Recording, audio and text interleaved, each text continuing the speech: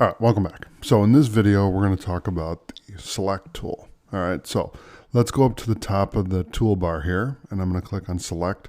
You can also use the keyboard shortcut V to activate the select tool. All right, so the select tool is exactly what it's named.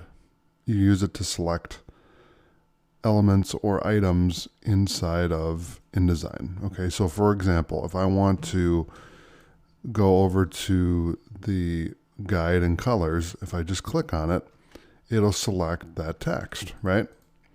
Now, let's say that we want to go in here and we want to select something specifically.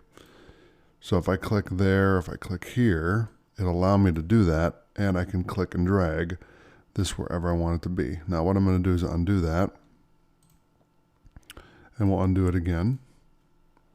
This is a very crucial part of any Adobe program that you use, not just Adobe XD, but if you use Photoshop, Illustrator, After Effects, Premiere Pro, Dreamweaver, etc. This is a commonly used tool across the board, okay? So this is a very important tool to know. Now, another important tool to know is if you hold the space bar, you can use the hand tool to drag left to right and basically pan across your canvas here so you can see everything that you're working on. Now, if I hit the letter Z, okay, which I'm doing right now, and then I hold Alt, I can zoom out. All right. And then I can use the letter V to highlight the selection tool or the select tool. And then I can select the element or the layer that I need to work on my project. Okay. So again, the select tool is very important. And once you select an item, then you have all these options over here. Okay. So let's say that we go up here to the design templates. I'm going to select the first one here, and we're going to unlock this. Okay.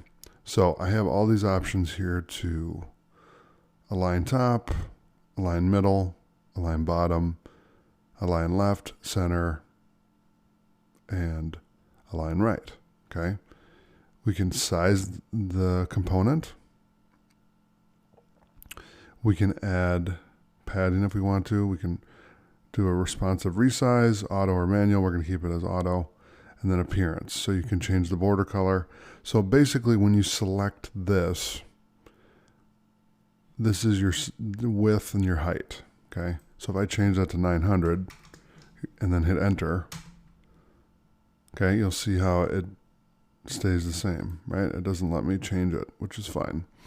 But if I select it and then I drag it out, okay, and then I select this, let me zoom in here real quick.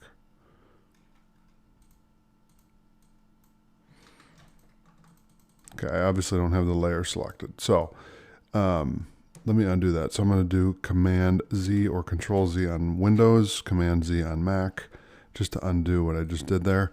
But again, the selection tool is a very crucial part of your tool belt, so to speak. So what I'm trying to do is, if I grab the rectangle here, and then I hit V to grab the selection tool, I can resize the layer or element component, whatever you want to call it. I call it layer because all I do is work in layers. So with this layer, I can adjust the size of this to whatever it needs to be. Okay. And then I can also adjust the edges to make them round or square. Okay. By clicking here. And that's all used with the selection tool. Okay. So you'll use this a lot throughout the course because again, when you're designing for a mobile device, a tablet, like an iPad or an iPhone for a mobile device, and then also a desktop, you're going to understand one thing, and that is all of those devices are square. Now, the frame of the device may not be square, it may be round, but the content itself is going to be square because it's flat. So you're dealing with a flat surface, a square surface. So the square tool, the rectangle tool, is going to be a crucial part of that process. Okay? So in the next video, we're going to learn more about the rectangle tool. So thanks for watching. I'll see you in the next video.